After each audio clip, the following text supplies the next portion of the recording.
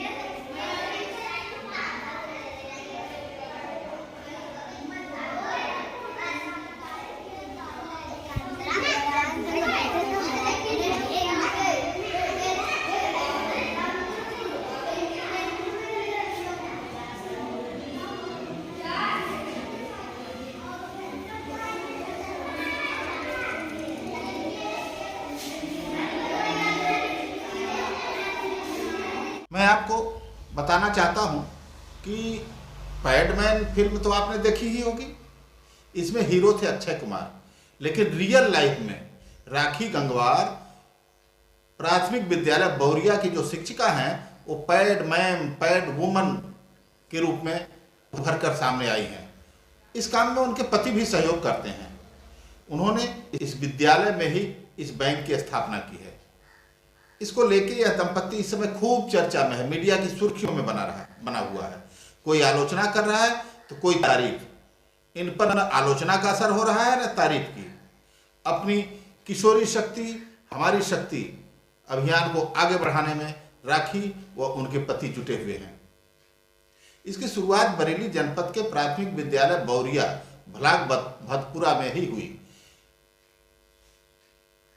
शुरुआत के दिन, जिस दिन पहले दिन इस कार्यक्रम की शुरुआत हुई थी, इस अभियान की शुरुआत हुई थी, महिला शिक्षक राखी गंगवार ने गांव की सभी किशोरियों को और उनकी माताओं को बुलाकर मासिक धर्म के दौरान स्वच्छता के बारे में जागरूक किया और साथ ही पैड का डिस्ट्रीब्यूशन भी किया। राखी बेहिचक बताती हैं, चाहे पुरुष हो चाहे महिला हो, बेहिचक बताती हैं, कोई शर्म नहीं है कि माहवारी एक सामान्य प्रक्रिया है। इसको लेके किशोरियों में किसी प्रकार का भय व संकोच नहीं होना चाहिए। इस विषय पर खुलकर चर्चा करनी चाहिए। राखी गंगवार बताती हैं कि वह जिस गांव में पढ़ाती हैं वहां गरीबी व अशिक्षा दोनों बहुतायत में है। गांव में यादव व हरबोले जात के लोग रहते हैं। शिक्षा का स्तर इसी से समझा जा सकता है कि इस गांव में कोई भी व्यक्ति किसी सरकारी सेवा में नहीं है। ग्रेजुएट तो एक आध ही होंगे। सभी की आजीविका मेहनत मजदूरी से चलती है। ऐसे में किशोरियों को मासिक धर्म में घर के गंदे कपड़े ही लगाने पड़ते थे। जब इसकी जानकारी हुई तो किशोरियों व उनकी माँ से बात की, सभी को समझाया, लेकिन अधिकतर ने आर्थिक स्थिति का हवाला देते हुए पैड खरीदने में असमर्थता जताई। फिर क्या विचार में आया, क्यों न इनके तथा इन जैसी अन्य गरीब किशोरियों के लिए पैड बैंक की स्थापना की जाए। पति से सलाह ली तो उन्होंने सहर्ष हामी भर दी। फिर अपने वेतन से ही पैड खरीदे और वितरण शुरू कर दिया। यह अभियान, राखी कहती हैं, यह अभियान अब बंद होने वाला नहीं है। हमारी शक्ति किशोरी शक्ति, इस भावना से सभी को अवगत कराना है। इनके पति का नाम है डॉक्टर मोहन स्वरूप गंगवार। आइए यहाँ के बच्चे क्या कह रहे हैं, स्कूल के माहौल को लेकर बच्चे क्या कहते हैं, आप सुनिए बच्चों की जुबानी। मेरा नाम मोनी है, मैं स्कूल में पढ़ने आती हूँ। सर हमें बहुत मेहनत से पढ़ाते हैं। मुझे खाना अच्छा लगता है, खेलना अच्छा लगता है और पढ़ना भी अच्छा लगता है। स्कूल में बहुत पौधे भी हैं। नाम विशाल है। जिस दिन मैं स्कूल नहीं जाता, सर मुझको घर से बुला कर लाते हैं। मुझको खेलना क्रिकेट पसंद है और स्कूल में बढ़िया पढ़ाई होती है, खिलाया भी जाता है, खाना भी खिलाया जाता है, पढ़ाई बहुत अच्छी होती है। राखी के इस प्रयास की वहाँ के जो अभिभावक हैं, बच्चों के स्कूल में जो पढ़ने वाले बच्चे हैं, अभिभावक हैं, वो भी काफ़ी गदगद हैं, खुश हैं कि चलिए एक शिक्षिका के प्रयास से उनके बच्चों का भविष्य तो संवर रहा है। आइए सुनिए अभिभावकों की राय। हमारा नाम कुसुमा देवी है। हमारी लड़की यहाँ पढ़ती थी। हमारी लड़कियों को मैम ने बुलाया स्कूल में, उसके बारे में समझाया, वो सब बातें सही थीं और मैम ने बताया उसके बारे में। लड़कियाँ थोड़ा जो है शर्माती थी, उनकी झिझक भी छुटी थी और उसके बारे में सब बात सही बताई थी। जो दिया है वो सही है और उससे अच्छा और मैम ने पैड अपनी तरफ से बांटे, वो सब अच्छा किया है। मेरा नाम अमर सिंह है, मैं वहीं बौरिया में रहता हूँ और हमारे यहाँ बच्चे बाहर नहीं पढ़ने जाते हैं, यहीं स्कूल में पढ़ते हैं, पढ़ाई अच्छी होती है और मैम जो है बच्चों को बुलाकर पढ़ाई अच्छी कराते हैं। राखी ने स्कूल में ऐसी व्यवस्था कर दी है कि बच्चे दिन भर खुशी के माहौल में पढ़ते रहते हैं, खेल खेल में पढ़ते रहते हैं। गणित कोना अलग बनाया है, विज्ञान कोना अलग बनाया है, हिंदी कोना अलग बना है, अंग्रेजी कोना अलग बना है। अक्षर ज्ञान से लेके गणित के जोड़ घटाव इतने सरल तरीके से उनको समझाती हैं राखी कि बच्चों को आसानी से समझ में आ जाता है। वाटिका के क्षेत्र में भी विद्यालय हरा भरा बनाने में राखी के प्रयास की सराहना करनी होगी।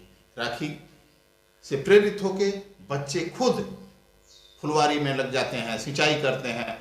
विद्यालय गर्मी में भी इस तरीके से हरा भरा और रंग बिरंगे फूलों से लदा हुआ है, देखने पर, वहाँ जाने पर मन प्रसन्न हो जाता है। सुनिए राखी क्या कहती हैं।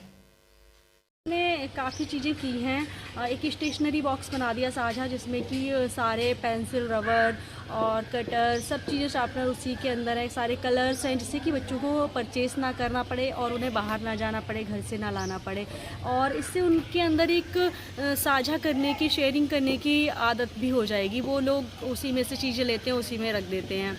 और हम लोगों ने बहुत अच्छी सी लाइब्रेरी बना रखी है बच्चों के पढ़ने के लिए, जिसमें कहानियों की किताबें हैं बहुत अच्छी अच्छी सी। और खाली समय में जब भी शनिवार को हम लोग नो बैग डे करते हैं, तो बच्चे काफ़ी अच्छी अच्छी एक्टिविटी करते हैं, पेंटिंग करते हैं।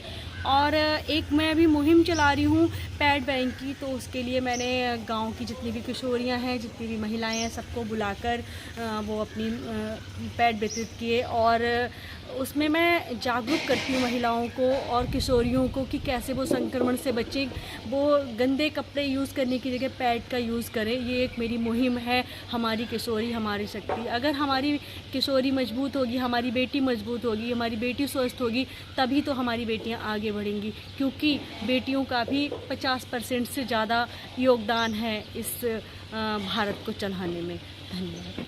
पैड बैंक को लेकर राखी का कहना है कि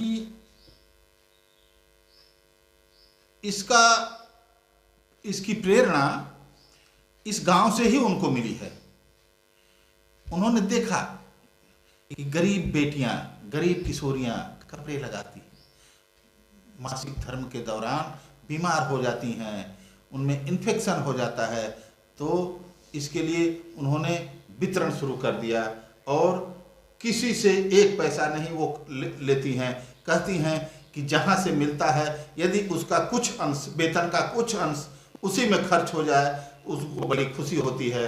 और वो इसे अपने जिंदगी, जब तक वो जिंदा रहेंगी, तब तक इस अभियान को चलाएंगी।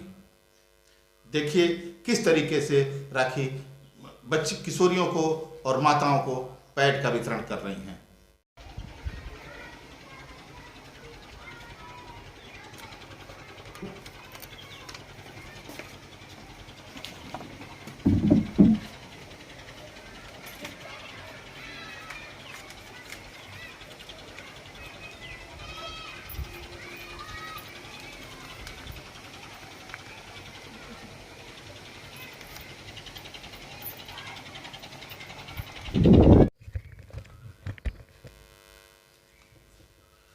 हुई ना नौकरी बात। इस तरह से यदि कोई विद्यालय रहेगा प्राथमिक स्कूल का सरकारी, तो आप पढ़ाने भेजेंगे बच्चों को कॉन्वेंट स्कूल में?